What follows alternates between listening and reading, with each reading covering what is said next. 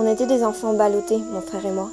On a connu 7 familles d'accueil, 3 centres de détention pour mineurs et 2 orphelinats avant de nous faire adopter définitivement par les 2 personnes qui allaient nous amener vers d'autres horizons un peu moins normaux.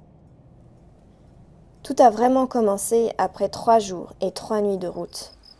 On ne savait même plus dans quel pays on se trouvait. Avec mon frère, on faisait la gueule, d'autant que les nouveaux parents qu'on connaissait à peine nous ont amenés dans un lieu tout paumé, tout pourri, pour réaliser leur délire de retour à la terre. Ou en tout cas, c'est ce qu'on a cru au début.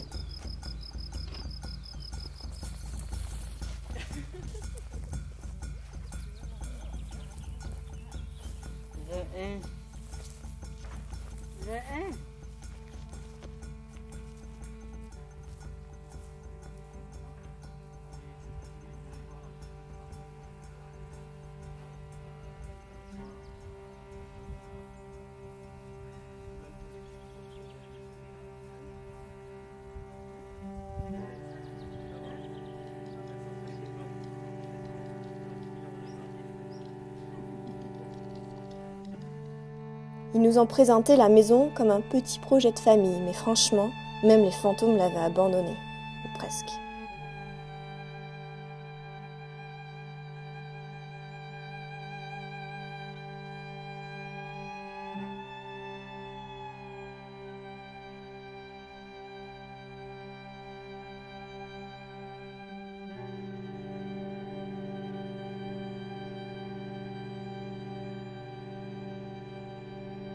On commençait à s'ennuyer ferme quand mon frère a trouvé une coupure de presse, vieille de 30 ans, qui parlait du lieu-dit où on se trouvait.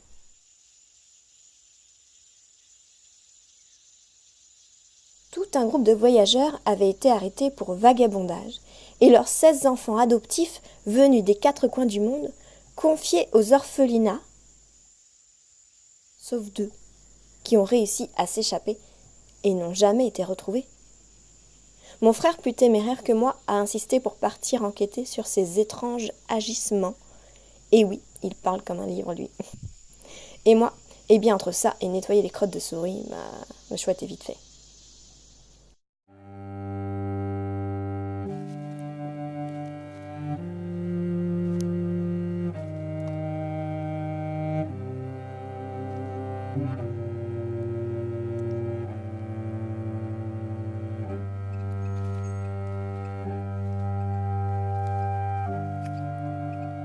On est parti dès l'aube le lendemain, avant que les adultes ne se réveillent, en laissant un petit mot.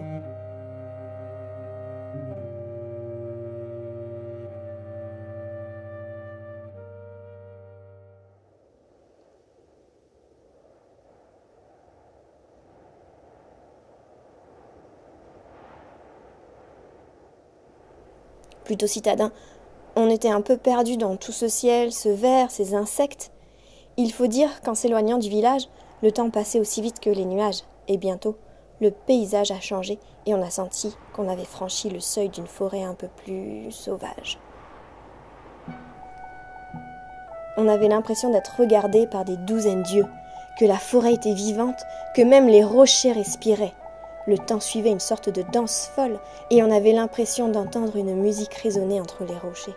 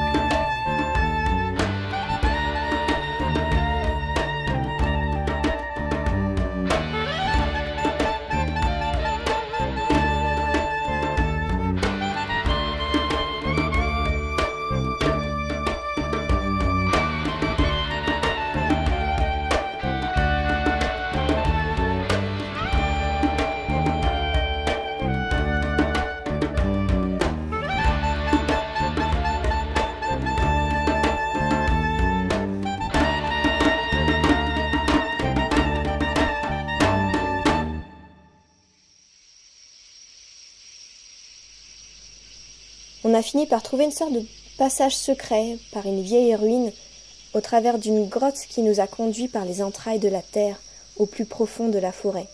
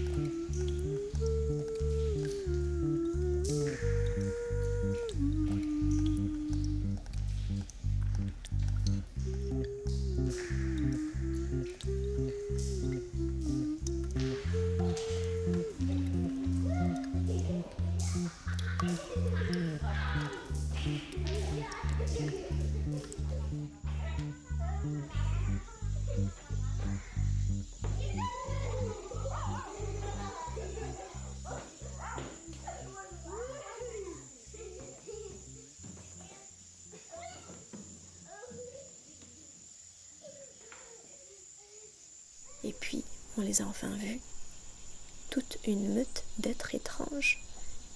Ils nous ont fait un peu peur au début, mais plus on les a suivis, plus on s'est trouvé enivré par la beauté de cette forêt primitive. Ils avaient l'air de bien vivre avec leur drôle de jeu, toute une poésie.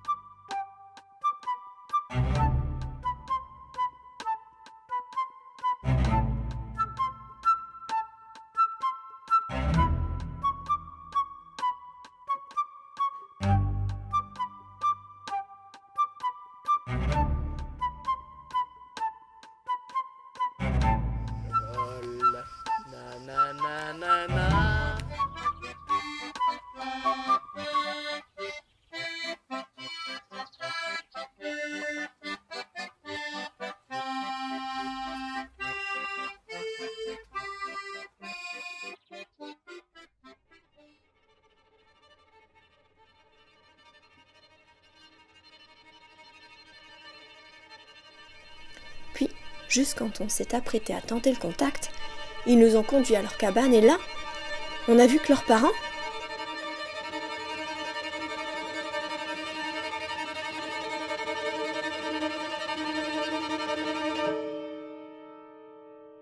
C'étaient les nôtres. Ils nous ont souri doucement et invités à goûter avec les autres pour nous expliquer que c'étaient eux les deux enfants échappés il y a 30 ans.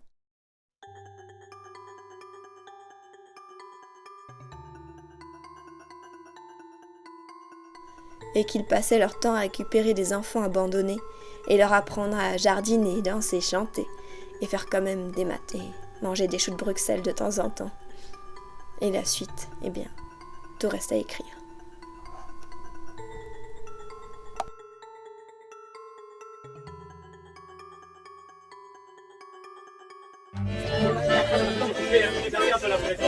Allez,